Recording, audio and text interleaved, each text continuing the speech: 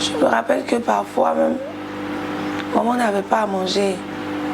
Petite que je suis, je restais ici, je lui faisais dépôt, Orange Money, 2000. Maman, faut prendre, tu vas mettre, c'est toi, tu vas manger.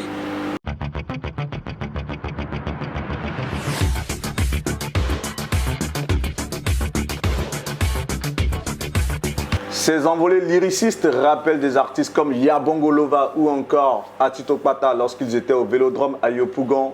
Elle a fait ses classes dans les espaces live. Aujourd'hui, c'est l'une des artistes féminines ivoiriennes qui fait sensation de par le monde. Elle sort son tout premier album. C'est une élue de Dieu. Elle nous en parle en exclusivité sur Actu People. Bienvenue. Roselyne Layo, pour coller à l'introduction que j'ai faite tout à l'heure, lorsque on donne des noms comme Yabongo Lova, Atito Kpata, ça t'évoque quoi? Il faut dire que déjà Yabongo, c'est une grosse inspiration pour moi parce que à le voir chanter simplement, ça m'inspire. Ça m'inspire. Il faut dire que j'ai pas forcément voulu être comme lui, c'est venu comme ça. Et c'est quelqu'un qui m'aime bien depuis le début, donc à chaque fois il me disait ça, je me rappelle très bien. Je jouais dans un espace de la place, un bar de la place, en piano bar.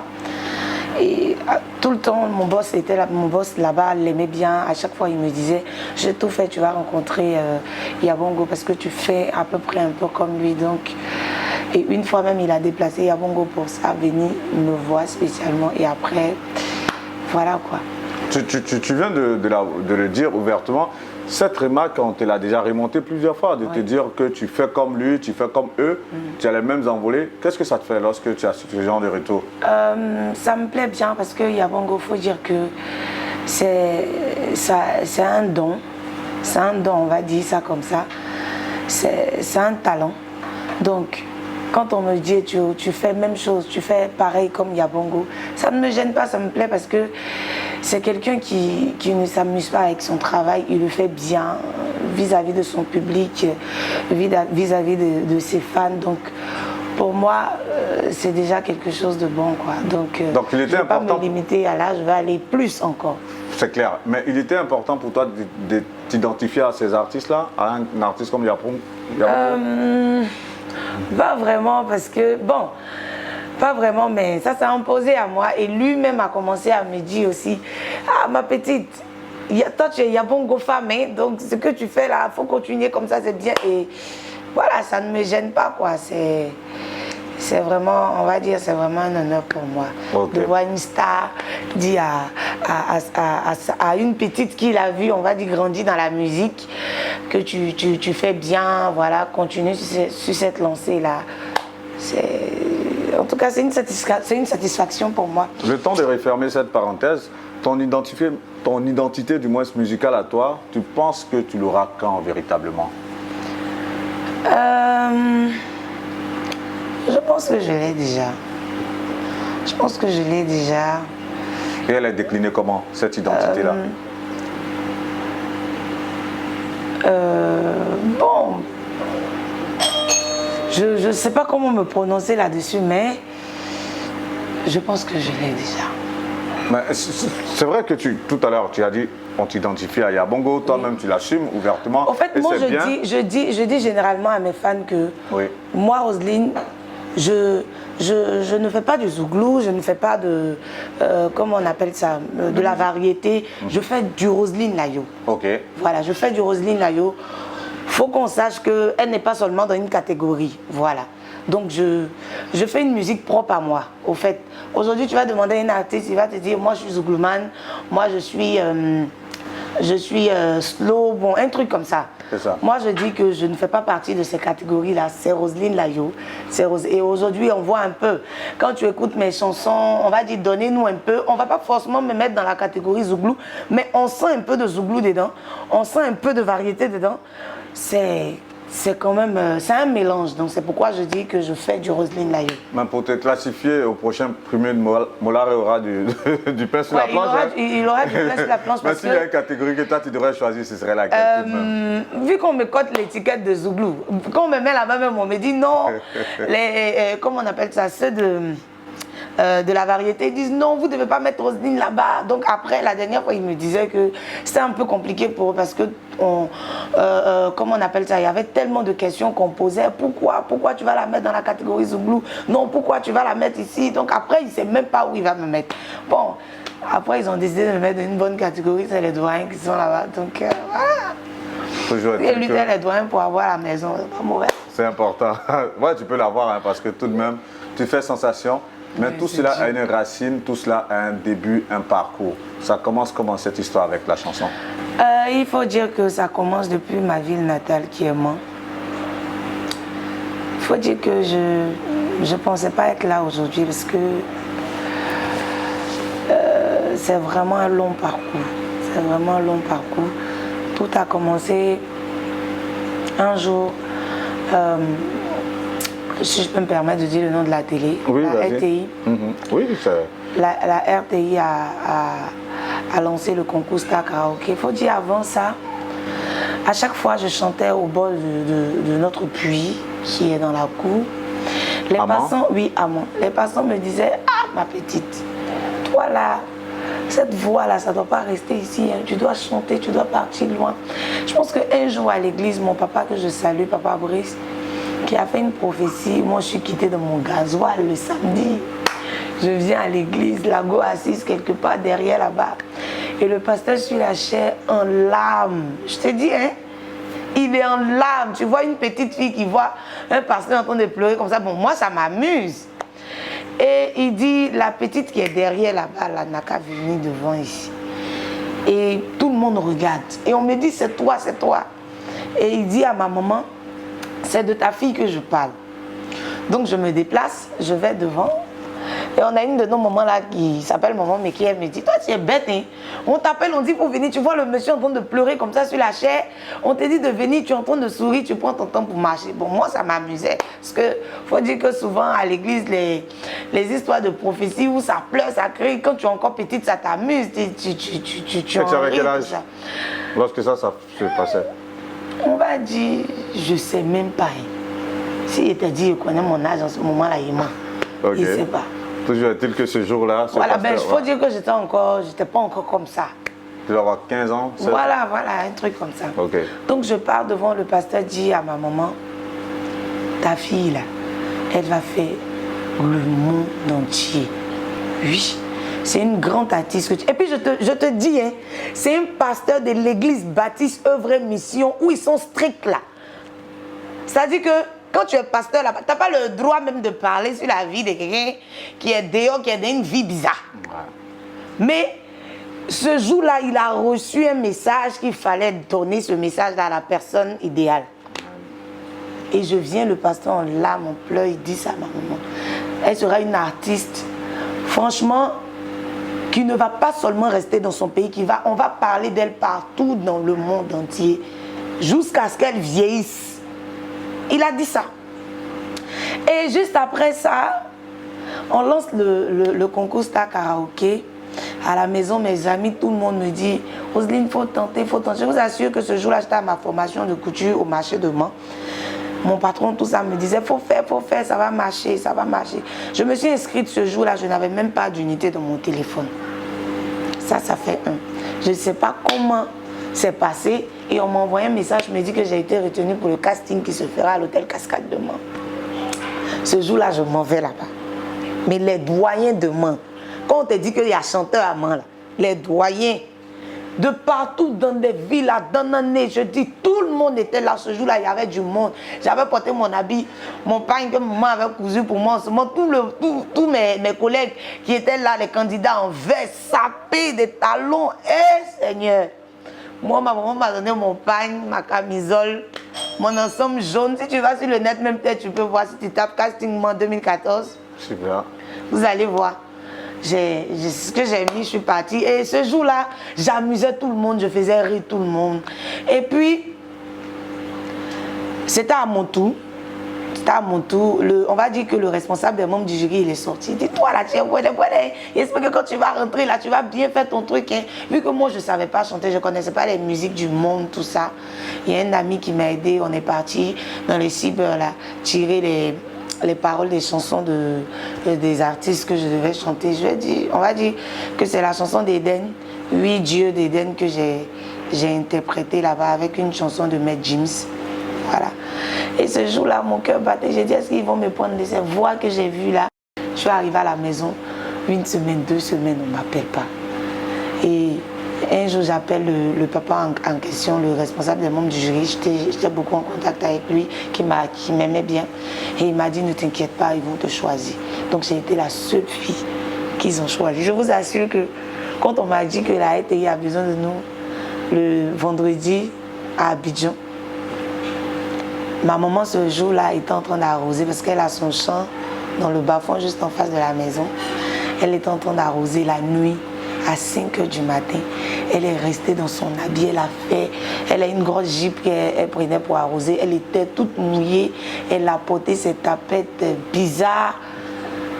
Elle a pris mon baluchon, elle a mis sur sa tête, on est allé à la gare. J'ai regardé ma maman comme ça, je dis, Seigneur, j'espère que ce que tu as dit là, ça va se réaliser. Ça va se réaliser parce que voir ma maman comme ça cette nuit-là, c'était... Wow. C'était vraiment... Parce que ma maman, elle a toujours cru en toi. Elle a trop cru en moi. Elle était chrétienne à la base. Mais... Elle n'est plus de ce monde? Non, elle est là. Ouais. Elle est de l'église baptiste Œuvre et Mission. Elle pouvait dire que mon enfant ne peut pas suivre cette voie-là. Elle doit suivre la voie de Dieu. Mon enfant ne peut pas être comme ça. Il ne faut pas que les gens me jugent. Et c'est comme ça, ils ont toujours jugé ma maman vis-à-vis de ses enfants. Je vois l'émotion que tu ressens lorsque tu parles de cette histoire. Et tu dis que ça a toujours été comme ça. Les gens n'ont jamais cru aux enfants de ta maman. Cela a dû à quoi? C'était comme ça. Une maman qui va à l'église où vraiment là-bas on est beaucoup carré, on est strict. Mais m'a pas empêché de suivre cette voie-là. Elle m'a dit de faire ce que mon cœur veut. Voilà, de faire ce que je veux faire. Il faut dire que ils ont toujours jugé les enfants de ma maman pour dire que elle nous laisse comme ça, elle ne nous conseille pas. Et elle avait à tout moment mal. Elle avait à tout moment mal. Et ça, on le voyait, mais quand je suis venue ici à Star Karaoke, elle est restée là-bas. Je me rappelle que parfois même, maman n'avait pas à manger. Petite que je suis, je restais ici, je lui faisais dépôt, Orange Money, 2000. Maman, il faut prendre, tu vas mettre, c'est toi, tu vas manger. Excuse-moi, c'est vrai que, désolé, hein, mais je veux dire, on est là pour ça quelque part. Moi, je vais creuser un peu, j'ai comme l'impression que là, il y a un drame familial qui se joue. Je pèse mes mots, d'autant plus que tu dis, ils n'ont jamais cru. Tu parles de quoi? Des autres membres de la famille? Non, de qui? Vous êtes combien d'enfants d'abord avec maman? On est 9. Vous êtes 9. Je parle de l'entourage de maman, au fait. Ok. Voilà. Cet entourage-là, oui. C'est un entourage familial ou bien des gens, des connaissances? À l'église, comme dans la famille? Comme voilà. Tu vois, comme dans la famille, oui, je vais dire comme dans la famille à côté. En tout cas, personne ne croyait à la réussite des enfants de maman. Donc, me voir aujourd'hui à ce stade-là, je veux dire que je dois tout à maman. Et maman a toujours prié pour nous, elle a toujours fléchi genoux pour nous, elle a tout donné. Quand bien même que les gens disaient parfois des paroles blessantes. Toi, tu es à l'église baptiste. Voilà comment tes enfants se comportent. Aujourd'hui, ils sont ici, demain, ils sont de l'autre côté.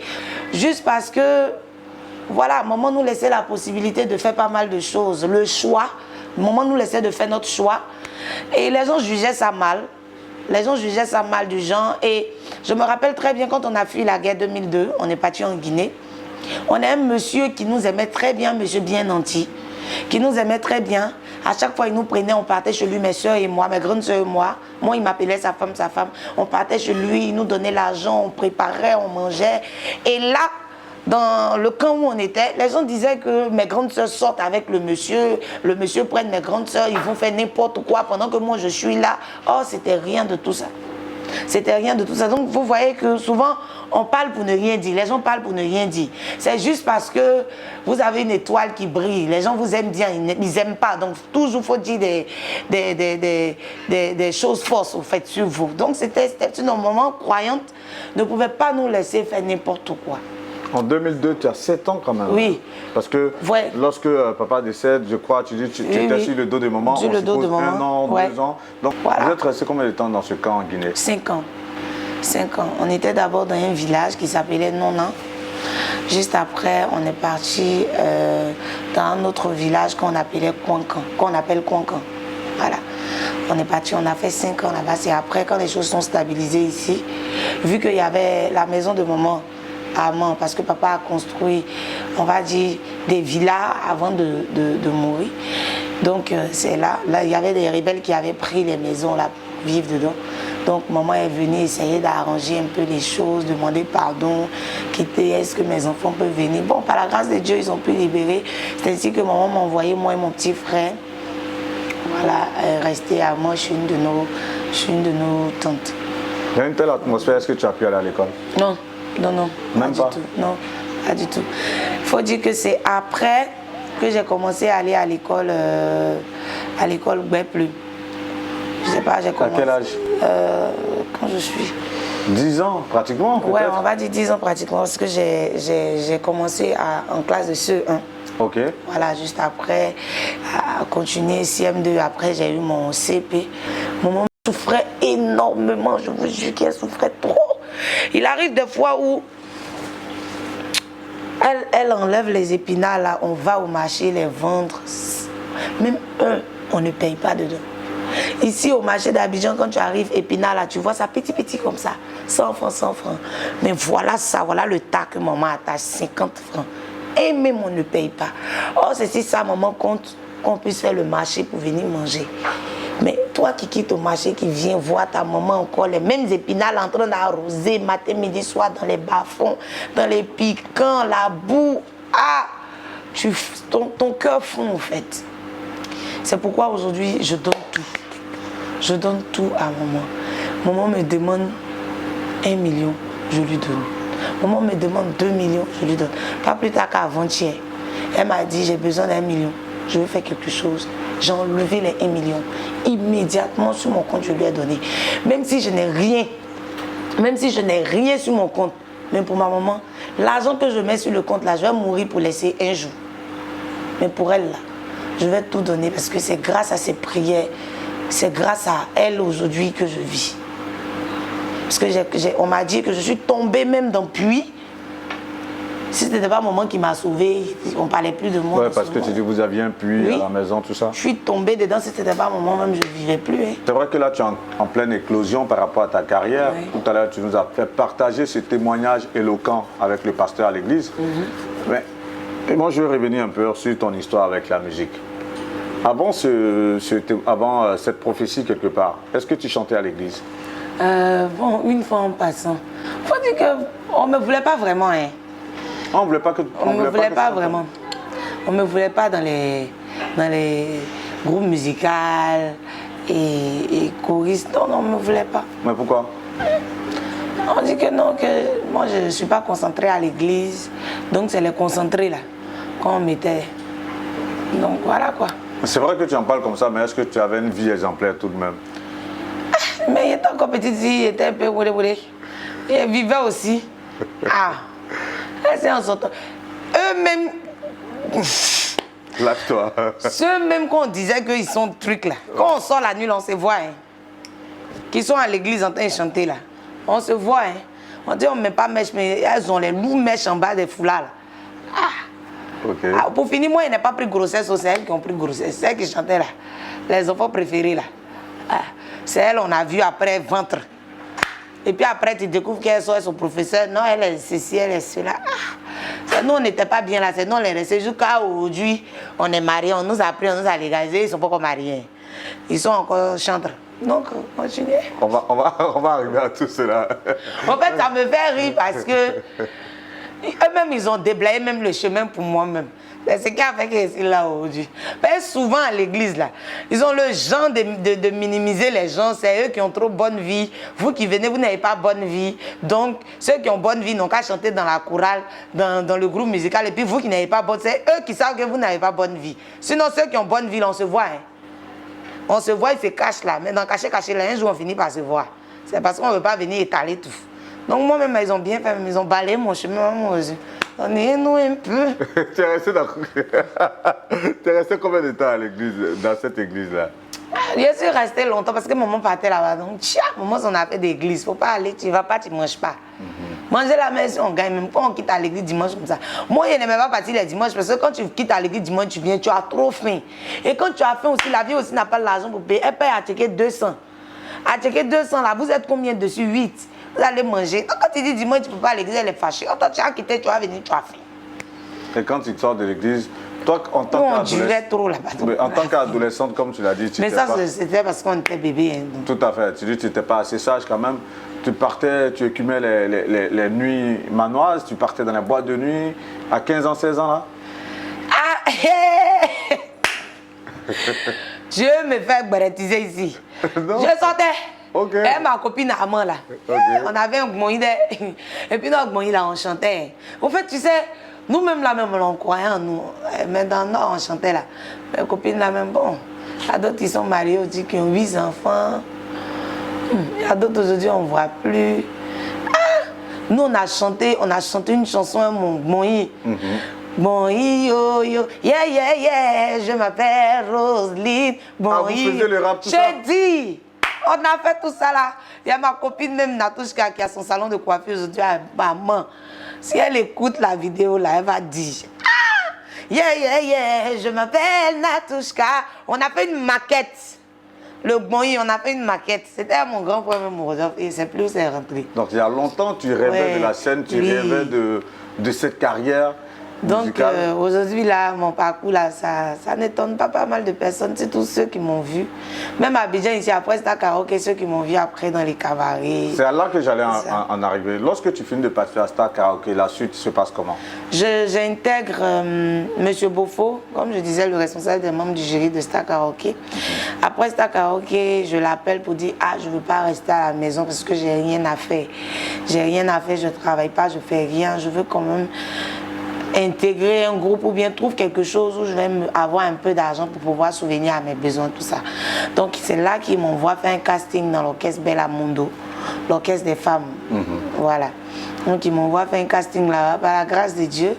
Comme on dit, quand ton destin est tracé, même quand ta main touche coton, même ça fait bruit. Amen. Ah. Donc j'arrive là-bas, automatiquement on me prend, on me garde.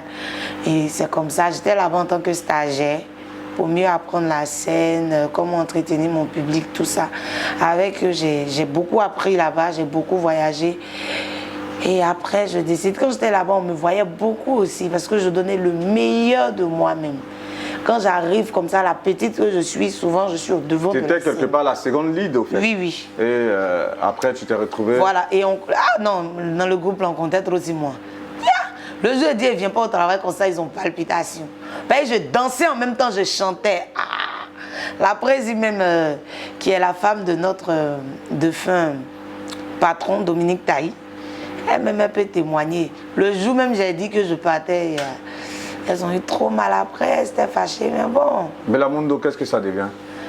Elles sont là, elles font leur petit bonhomme de chemin. Je pense que le groupe a maintenant une fondation. Voilà. Le groupe a maintenant une fondation à Abata. Ça se passe bien, je vois un peu, ça se passe bien. Toi, qu'est-ce qui t'a emmené à partir du groupe? Rien, je voulais voler de mes propres ailes. Je n'avais pas encore eu de producteur, je ne suis pas partie parce que je devais être produit, tout ça, j'avais eu quelqu'un. Non. Je voulais voler de mes propres ailes, aller encore mieux apprendre.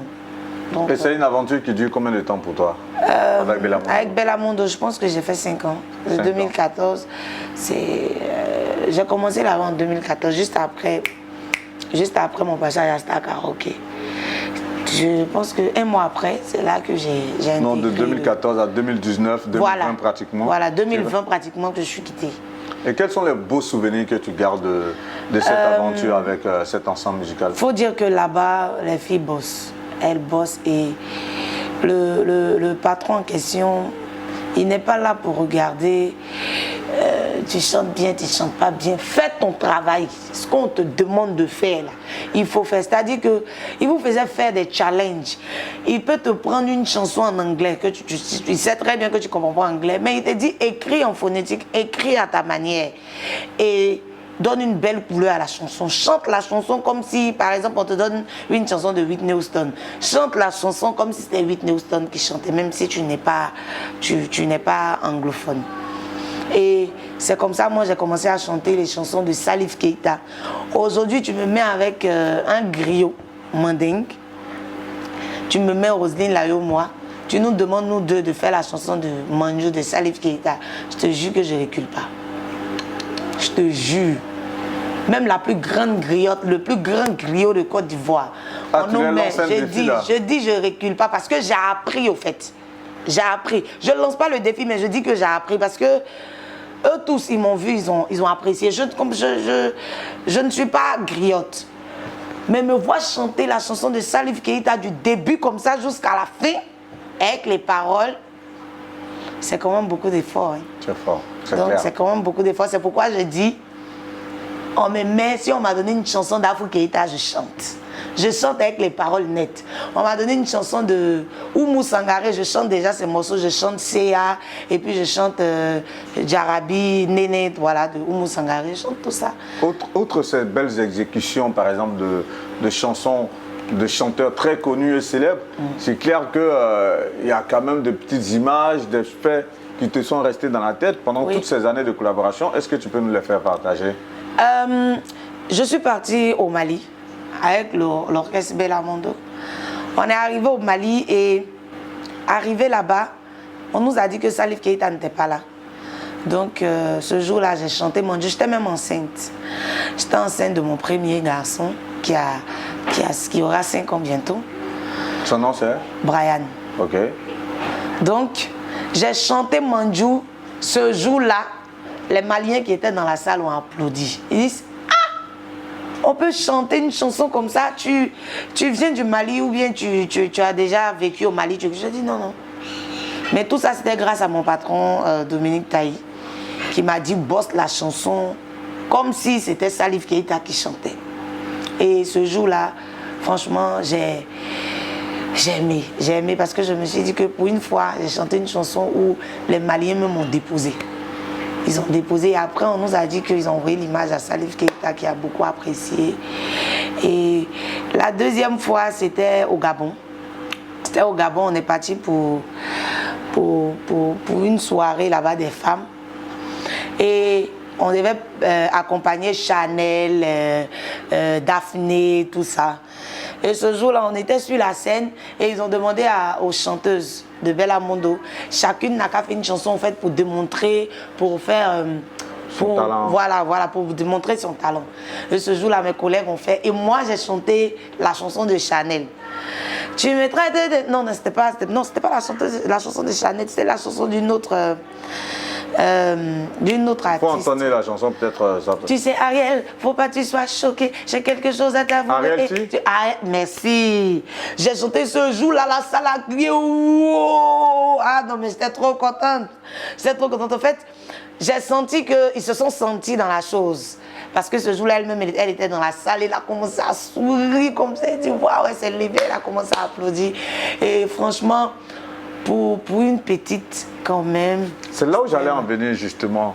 C'est vrai que là, quand vous faites ce genre de voyage, vous êtes comme sur un petit nuage, tu vois un peu tous les succès que tu as auprès du public. Et quand tu te retrouves dans la chambre d'hôtel, tu vois la petite fille qui a perdu son père déjà pratiquement sur le dos de maman, qui a dû à 5 ans, 7 ans prendre la voie, on va dire, de l'exil, qui n'est pas allée à l'école, qui a vécu dans un camp des réfugiés. Quand tu es seul là, c'est à mi-parcours de cet échange, lorsque tu es toute seule comme ça dans ta chambre d'hôtel et que tu penses à tous ces trucs et que ces images te reviennent, qu'est-ce que ça crée en toi comme émotion? Ça crée beaucoup de choses, beaucoup d'émotions. Au fait, là, je me dis que dans la vie, il faut croire en toi-même. faut croire en toi. Il ne faut jamais baisser les bras. Au fait, je me rappelle bien à moi, quand je me faisais appeler Bébé la Star. J'écrivais sur tous les murs partout, Bébé la Star, Bébé la Star. Et je disais à ma famille que le nom Layo, là, ça va aller loin. Pendant ce temps, je ne pensais même pas que j'allais que je suis aujourd'hui. Et je pense que c'est ce que moi-même, j'ai prophétisé sur ma vie, qui m'a suivi jusqu'aujourd'hui. Et avec ce que le pasteur avait dit à la chair, je me dis que le destin de tout un chacun de nous est dans la main de Dieu. Il faut croire, il faut travailler. Petite que j'étais, j'ai décidé de faire la musique, mais je ne faisais pas la musique dans l'amusement. Je le faisais bien. Quand on me confie une tâche, quand on me confie les chansons, je le fais bien. Je le fais bien de telle sorte que devant moi, tout le monde est content. Parce que même dans l'orchestre, étant petite, tout le monde était content de mon travail. Quand on voyageait, on partait à Yamoussoukro, on chantait devant les ministres. Je me rappelle bien un jour, moment, quand Dia Camara s'est levée, elle a travaillé sur moi près d'1 million. Petite que j'étais, on pouvait dire qu'elle est petite, non, les grandes vont faire. Mais je faisais tellement bien mon travail que je ne m'amusais pas. C'est ce qui m'a emmené jusque-là. Donc, j'ai béni le nom du Seigneur et je veux dire à ceux qui me regardent, quel que soit ton âge, si tu as décidé d'aller à l'école, il faut bien faire. Si tu as décidé de vendre charbon, il faut bien vendre ton charbon. Parce que dans ça, là, tu peux rester et devenir le plus grand vendeur de charbon dans le monde entier. En tout cas, ça ne fait que commencer pour toi. Lorsque tu arrives à avoir un producteur, mais avant d'avoir le producteur, déjà tu quittes Bellamundo, oui. Tu te retrouves sur les scènes, dans les espaces live. Comment ça se passe cette expérience dans la nuit? Ça se passe bien, parce qu'il faut dire que là-bas, je ne m'amusais pas. Dans le club où je jouais, d'abord même j'ai commencé dans un restaurant de la place, voilà. J'ai dit déjà merci à mes patrons. Eux d'abord, en premier temps, ils ont eu confiance en moi, parce que on va dire, mon chéri,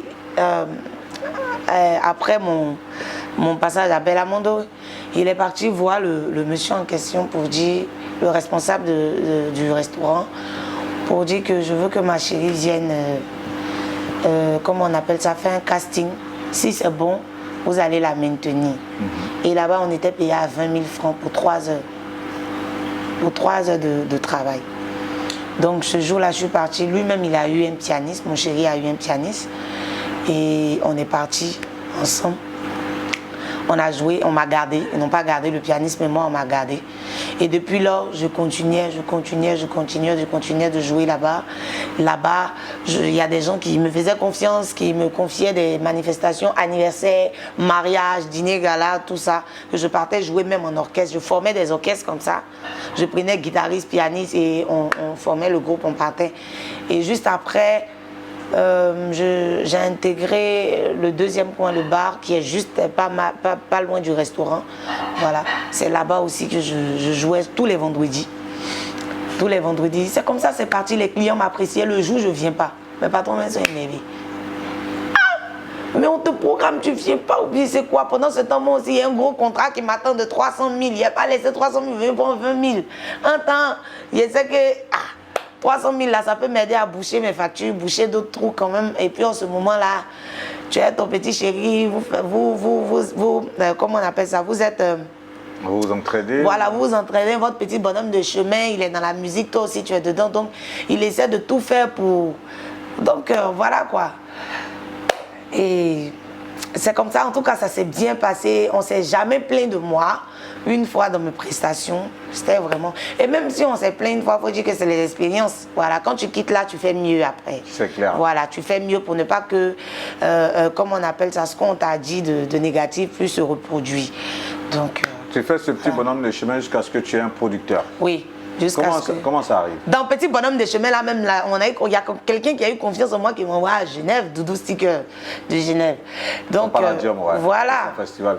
Et c'est passé encore par la même personne, le même chéri encore, qui a appelé pour dire le chéri, on va parler de lui tout à l'heure, t'inquiète, on va parler de lui. On dit que non, je te propose telle personne, elle chante bien. Donc, voilà. Et...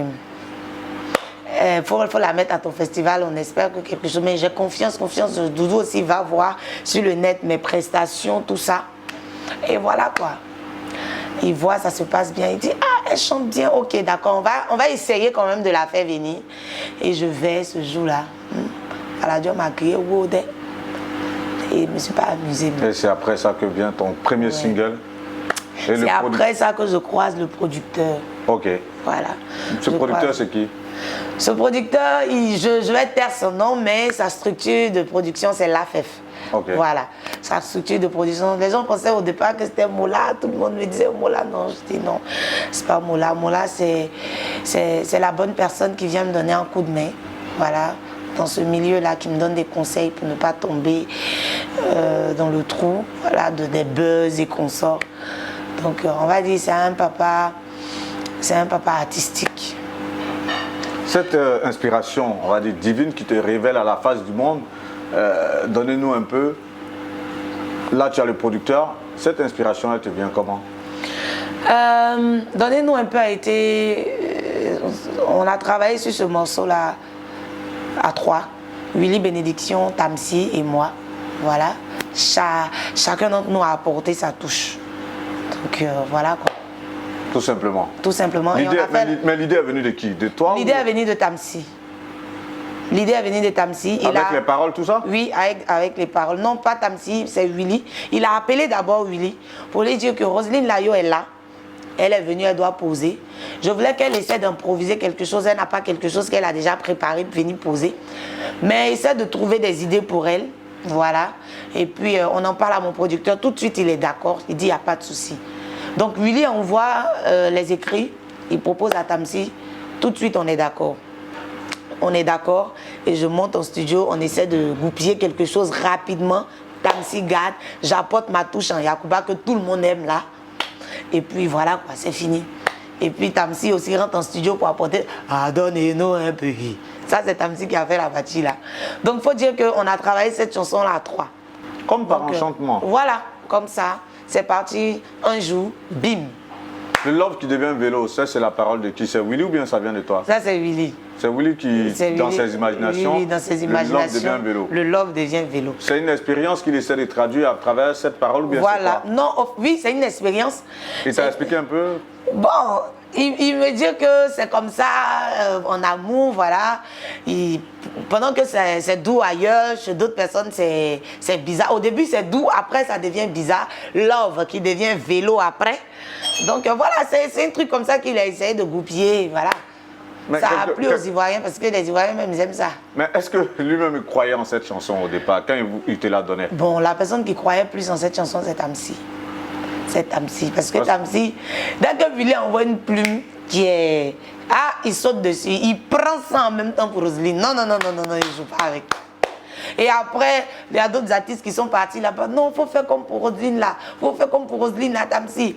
Tamsi dit, ce que vous ne comprenez pas avec Roselyne, moi-même qui suis là, je ne comprends pas aussi.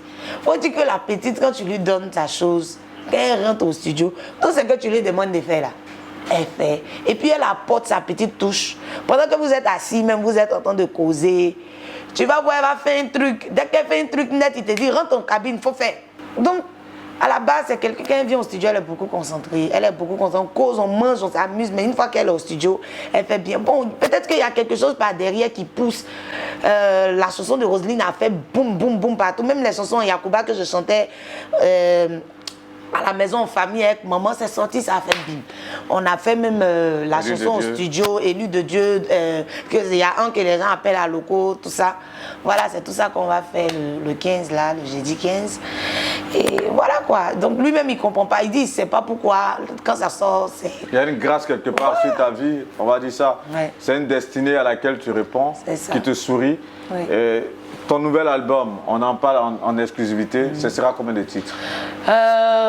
14 titres. 14 titres. 14 titres. Il y a l'extrait qu'on va faire en live le 15. Un premier jeu de 6 titres. Voilà, de 6 titres. Et je pense qu'en novembre, l'album va sortir, Inch'Allah, si Dieu le veut. Forcément, il y a un concert live. Parce que c'est déjà prêt, oui. Il y a un concert live qui va suivre. Oui, au Palais de la Culture, à la 4000 places. La date est déjà connue? Non. Bah pourquoi vous n'y allez pas? Forcément, tout le monde t'attend en live. Ouais. Déjà, tu es quelqu'un, voilà, en matière de live, on connaît un peu, on connaît tes performances. Oui. Donc forcément, vous allez faire une sortie couplée et en même temps annoncer la sortie de l'album et forcément annoncer le concert. C'est clair que ça se fait en ce moment. Ouais. Donc vous allez forcément suivre la cadence. Dans toute cette série victorieuse aussi, tu te maries. Oui. C'est ce qu'on a appris. Ouais. Tu nous en parles en exclusivité? Est-ce que c'est là En où fait, on va parler de ton chéri? Oui, pour ce mariage-là, je vais parler de ça. Je vais parler de ça parce que c'est une grâce. C'est le 1er octobre 2022. C'est une grâce. Nous avons eu la date. Oui. Se marier avec une personne avec qui tu as fait un parcours. Aujourd'hui, quand j'arrive sur les scènes, quand je dis aux gens que je ne suis pas mariée, il y a un silence total. J'ai envie qu'il vienne nous rejoindre sur... Non, faut pas faire ça. Yeah.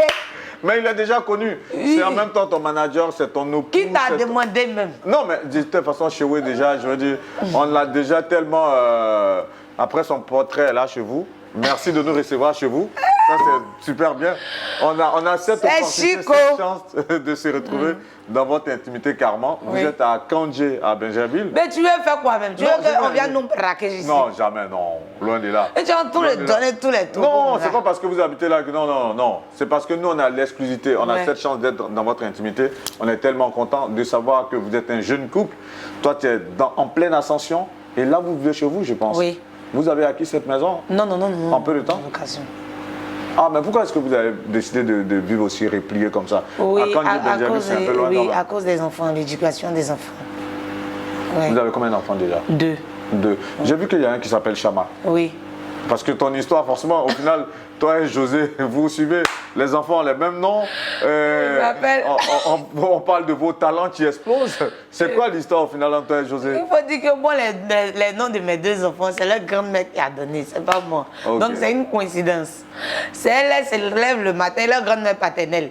Dès que tu es enceinte, elle leur donne nom aux enfants. Comme elle est beaucoup croyante, dès qu'elle vient, elle dit, lui, il va s'appeler Elie Chama. Elie Chama, lui, il va s'appeler Emmanuel, Brian Emmanuel. Emmanuel, Dieu est avec. Donc elle donne les noms bibliques. C'est-à-dire, avant que toi-même tu ne donnes ton nom, elle a déjà eu le nom. Donc peut-être c'est une coïncidence. Elie Chama, ça veut dire quoi? Elie Chama, Elie Chama, Waouh. mon Dieu m'a répondu, mon Dieu m'a entendu, son nom c'est Elie Chama. Donc voilà. Amen. Dieu t'a répondu comment, Oui, toi? Dieu m'a répondu favorablement parce que on est passé par tellement d'épreuves. On est passé par beaucoup d'épreuves, beaucoup de tentations. Moi, pas le monsieur en question, moi. Je suis passée par trop de choses. C'est clair que c'est pas évident. Trop. Tu es jeune, tu es belle, tu as du talent. Forcément, Et- les dragueurs, il y en a tellement. Oui, beaucoup. On est resté focus, on est resté concentré sur nos objectifs. Aujourd'hui, on va parler du mariage. Je ne me Oui. marie pas par reconnaissance, non. Je me marie par amour. Et je me marie avec la bonne personne. Oui.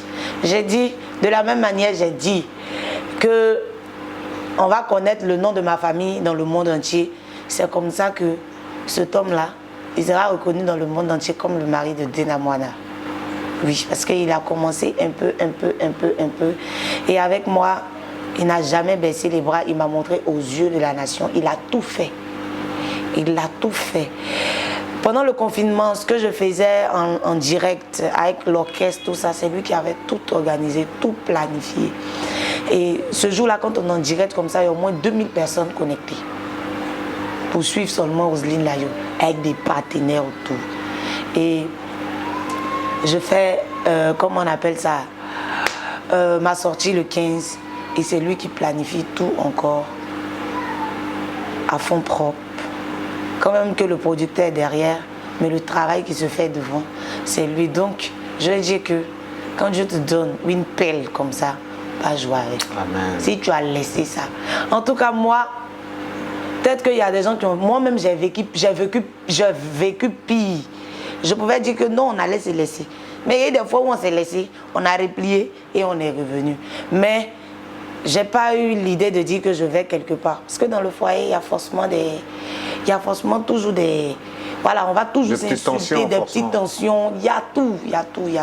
Mais quand tu croises quelqu'un qui te respecte déjà, c'est le plus important. Qui croit en Dieu, c'est le plus important. Le reste, confie à Dieu et lui gère. Donc, où je suis là. Voilà quoi. C'est vrai qu'on va creuser encore ton mariage, mais tu n'as pas l'impression d'être porté par des anges quelque part? Ah, voilà ça, hein. Je suis portée même jusqu'à moi-même, je ne sais plus où je vais. Parce qu'on m'envoie, ah non. Parce que ta maman qui te conduit sur la voie de la musique, Ouais. qui te couvre de ses bénédictions, tu crois en toi, qui te dit vas-y, choisis ta voie, suis ta voie.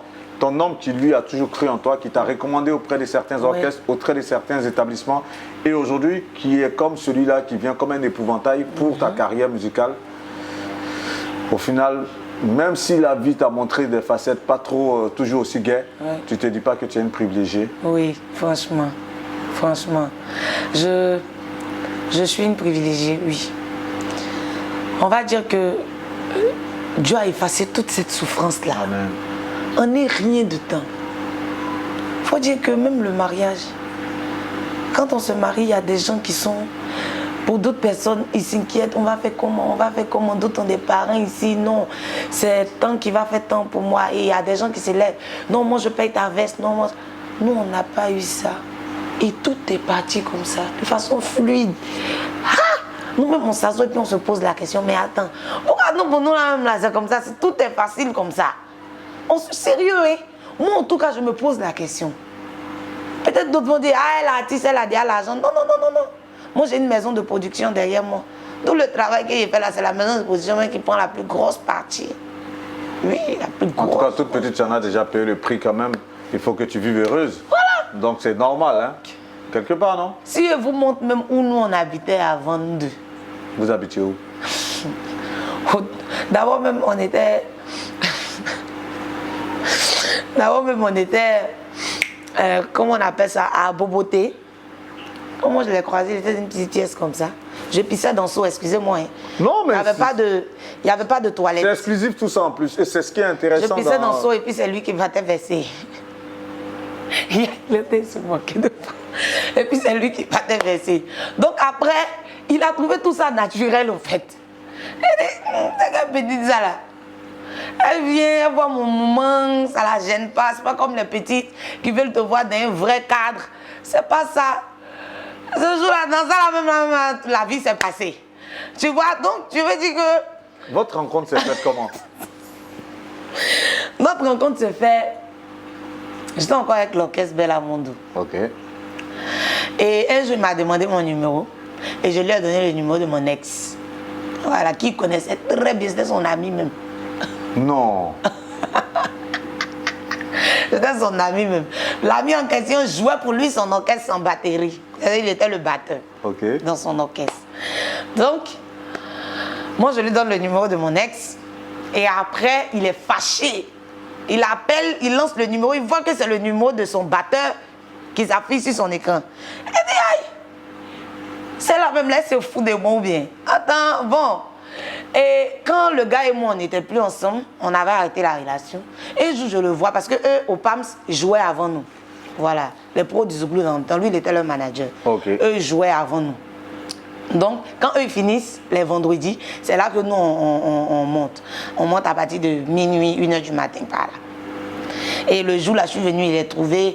Lui, au moins, s'est clashé. Hein. Et il me voit, il me claque. Oh, toi, quitte là-bas, force, go là. Et un jour, je viens et dis, bon, c'est bon. Il t'avait donné le numéro de quelqu'un, non, c'est bon, ça va. Voilà moi mon propre numéro maintenant. En tant qu'il sortait d'un lougoumé, voilà moi mon propre numéro maintenant, il faut m'appeler. Et c'est comme ça, tout est parti. Il y a un de ces vieux pères qui est comme mon grand frère aujourd'hui, éloge bas. Il dit, ah, vieux père, pardon, go là, il aime des, faut voir, faut bien gérer le mouvement pour moi. Et à chaque fois, le vieux père aussi qui gérait bien le mouvement. C'est comme ça, c'est parti, oh. Et quand je suis arrivée chez lui pour la première fois, il a dit que non, c'est pas possible, lui il doit déménager, que je ne mérite pas d'être là. Donc il a déménagé, même à Boboté là, il a pris un studio un peu plus grand, avec une petite cuisine où je pouvais venir préparer tout ça. Donc en son temps, sa maman disait qu'il allait marier, son fils allait marier une blanche, il allait partir chez les blancs mariés. Donc quand sa maman vient comme ça, il cache mes chaussures là, il met en bas des choses, il cache. Quand il a mangé, quand on lui demande, il dit non, que c'est lui-même qui a préparé. Jusqu'à ce qu'après, voilà, il déménage encore. Il est venu aux 2 plateaux bleu marine. Et on était dans une petite pièce d'une chambre salon. C'est là-bas qu'on est resté, on a eu notre premier garçon, tout ça. Brian? Oui, Brian. Après, on a eu une plus grande en haut, à l'étage. Une maison qu'ils ont commencé à construire devant nous, qui est finie devant nous, depuis des années. Et on a pris une 2 chambres là-bas. Et voilà, après, on est venu ici, Dieu a fait grâce, petit à petit. C'est une très belle histoire d'amour. Il m'a demandé en mariage. On s'est beaucoup frappé, on s'est beaucoup blessé, mais on est là. Et le 1er octobre 2022, voilà, vous allez vous marier. Ce sera où? Ça sera d'abord pour la mairie à l'hôtel communal de Cocody. Okay. Et puis après, on a pris, en tout cas, il a organisé un mariage féerique pour moi. Je ne sais même pas comment il a pu s'y prendre. Quand je vois le décorateur qui a venu décorer, quand il voit son prix. Le décorateur qui a venu quoi? Le décorateur qui a venu décorer, quand il voit son prix, même je le regarde, je dis petit, tu es l'homme. Il dit oui, que je vais t'offrir ça parce que tu le mérites. J'ai quoi envier à quelqu'un sur la terre ici? Je suis heureuse, j'ai tout. J'ai 2 garçons, Dieu m'a fait la grâce. Alors, tu vas venir me prendre, tu as l'argent et puis tu vas rien me faire là. C'est pas mieux. J'ai suis quitté de mon logo, mon petit quelqu'un aujourd'hui, ça va, on est ensemble, Dieu merci. Franchement, c'est tellement beau qu'il n'y a rien à redire. C'est clair que dans tout ça, tu as dit qu'il y a eu des tentations, il y a eu des propositions indécentes. Quelles sont les propositions indécentes qu'on t'a faites alors que tu étais encore avec ton homme et que tu jouais encore dans les orchestres? Il faut dire qu'à un moment donné même de notre vie, il les laissé. Oui, je l'ai laissé parce qu'il ne me donnait pas l'argent. Donc, ce qui me plaît, c'est que tu es cash au fait. Voilà, tu dis les choses de manière directe. Il me donnait pas. Mais dans la vie, il faut être naturel. C'est ça. Peut-être que le témoignage m'a inspiré d'autres personnes, d'autres jeunes. Merci beaucoup, merci beaucoup. Il faut dire qu'il ne me donnait pas l'argent. Il cachait son argent. Quand il quitte jouer ses amis, il cache son argent. Mon bon pour moi, il aimait faire le marché. Il dit, femme, quand tu es amoureuse, tu es bête. Il aimait faire le marché, il prépare pour lui comme ça. Donc, il l'a laissé. Je suis partie chez un monsieur là. Il avait l'argent d'elle. Il a pris une maison pour mon poids. Il était bien. Mais après, c'était pas trop ça. Il a laissé le monsieur encore et puis il est revenu à la case départ. Pourquoi tu as laissé le monsieur? Il n'y a plus d'amour? Ah, mais il était le monsieur et puis il était lui encore. Ah. C'est quoi ça? Donc il a dit que, ah, petit, on dirait que tu m'as envoyé quelque part. Hein. Paye peut-être où il y a l'argent. Et puis on me donne tout et puis il revient encore en arrière. Non, non, c'est pas possible. C'est pas possible. Le monsieur, même quand il a appris ça, il m'a jeté de la maison. Il m'a jeté de la maison. Il dit, va. J'ai dit, je n'ai même pas demandé pardon, monsieur, j'ai ramassé mon baluchon. Lui-même, il a envoyé une voiture, il venait mettre tous mes affaires dedans. On est retourné dans notre aboboté. Il souffrait de ton départ quelque part? Ah, non, il souffrait. Lui, même s'il ne m'aime pas, il est folie, il va le prendre. Quoi? Une belle femme comme ça, regarde-moi. Toi aussi. Elles sont trop belles. Lui, il a souffert de ton départ et aussi toi, tu avais un gourmet avant de le... Non, lui-même, quand il est laissé me voir, aller même plat, mon gourmet était trop lourd. Comment ça? Je dors même, je prêve à lui. Mais toi, comme dit la chanson de Patient Dabadi, c'est toi qui parles. Ah, mais c'est toi qui pleures. C'est ce qui m'a... Ah non. En fait, j'ai compris que c'est notre dernière dispute, même où je l'ai laissé ici, parti prendre ma maison. C'est là que j'ai vu. Et on est parti, je suis parti voir un monsieur pour dire que je vais le laisser, il n'a qu'à prier pour moi, écraser pour quelqu'un. Le monsieur dit, il a prié la main, tu ne peux pas laisser lui, il t'aime. Il n'a pas dit que c'est l'homme de ta vie, hein. Mais son là. Il dit, c'est vrai que quand il regarde, il y a beaucoup d'hommes derrière toi. Hein. Il y a des milliardaires derrière toi qui te veulent bien, hein, qui vont te donner une belle vie. Mais lui là, il t'aime trop. Non? En tout cas, si tu le laisses, il va devenir fou. Hein. On pourrait parler avec toi des heures et des heures. Sincèrement, j'aime tellement ta sincérité. J'aime. Donc, quand le monsieur m'a dit ça, là, quand le monsieur m'a dit ça, il a dit non, lui là, non, c'est bon, il ne peut pas laisser. J'ai laissé la maison que j'ai fui. Je suis femme. La maison que j'ai fui, j'ai dit que je ne vais plus dormir là-bas, je vais ramasser mes bagages. Maison là même, je ne sais plus combien de fois je suis reparti dormir là-bas encore. On peut faire ça. Donc on a tout compris, il dit non, ici là, on a trop fait par là, c'est bon, je vais te faire déménager, je vais t'envoyer quelque part. Quelqu'un qui n'a rien, tu vois un jeune manager qui se débrouille, je vais te faire déménager, je vais t'envoyer quelque part où tu vas changer d'air. Tu vas aller à tes enfants, tu vas changer d'air. C'est ainsi qu'il m'envoie ici. C'est lui-même qui a refait la maison. On est venu, la maison était inachevée. Vous avez vu la devanture avec des trucs, tout ça. C'est lui-même qui a refait tout. Voilà. Wow. Et il m'a dit, viens changer d'air. On se bat, mais je change d'air toujours. En tout cas, un très beau parcours de vie. Merci beaucoup. Très beau parcours musical. Merci. On a passé en revue pas mal de sujets avec toi, Merci. sincèrement. Qu'est-ce que tu retiens, toi, de ces moments d'échange qu'on a pu avoir ensemble? Ah, c'est bon. Moi, je veux dire que de temps en temps, venez en causer comme ça parce que c'est naturel. Des fois, il ne faudrait pas qu'on essaie de voiler la face à ceux qui nous regardent. Parce que parfois, personnes publiques que nous sommes, ils ont besoin de nous écouter, de savoir un peu où on est quitté, où on est arrivé. Aujourd'hui, concernant les relations, elles voient ici les réseaux sociaux, tout est bling-bling, tout est bling-bling. Or, dans le fond, dans bling-bling, là, il y a certaines qui souffrent dans le bling-bling. Donc, il faut être naturel, il faut être avec la personne. L'argent ne fait pas tout. Vous deux, vous allez chercher l'argent, vous allez devenir comme vous voulez là. Et puis, vous allez vivre ensemble. Donc, un peu. Donc, souvent, c'est important de dire les faits réels à ceux qui nous regardent, qui nous prennent pour exemple. Il faut dire les faits réels pour que ces personnes-là, en retour, disent que la vie n'est pas facile. Mais quand ils te donnent les moyens, tu peux y arriver. Tu peux être la personne que tu as rêvé longtemps. Tu vois un peu. Donc, voilà un peu mon parcours musical et ma vie amoureuse. Merci beaucoup, Roselyne Layo. Nous sommes passés par toutes les émotions. Moi qui suis très émotif, en tout cas j'en ai reçu aujourd'hui de Roselyne Layo, comme j'en reçois d'ailleurs lors de toute cette interview qu'on a pu réaliser. Mais voir la jeune dame qui va avoir à peine 30 ans bientôt, si je me trompe, vivre tout cela et aujourd'hui voir le succès qui est le sien et surtout cette belle histoire d'amour qu'elle vit avec son homme. Ça dure depuis combien de temps déjà? Depuis 2015. Depuis 2015, 7 ans de belles relations. 7 ans d'amour, 7 ans de complicité, 7 ans de combat. Ils se sont forgés l'un et l'autre. Ils ont cru l'un et l'autre. Voilà, ils ont cru en chacun d'eux. Forcément, il y a eu des séparations, il y a eu des tensions. Mais ils se sont dit, pour tout ce qu'on a traversé, pour l'amour qu'on a, pour nos 2 enfants, Brian et Elishama et autres, pour nos familles, pour nos fans, pour des personnes qui nous prennent pour modèle, il faut qu'on concrétise cette relation et ils vont se marier le 1er octobre 2022. Ils ont donné l'exclusivité à cette émission, à Actu People.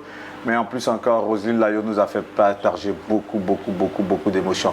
Merci beaucoup, ma grande. Merci aussi. Plein succès surtout. Merci. Tu as une élue de Dieu. Merci et c'est beaucoup. clair que cette prophétie de l'homme de Dieu va se réaliser davantage dans ta vie. Amen. Et on sera là encore dans 5 ans, 10 ans, pourquoi pas, Il y a pas pour de faire souci. notre récit de vie Merci. tout aussi émouvant que celui-là. Merci. Merci infiniment. Merci Guillaume.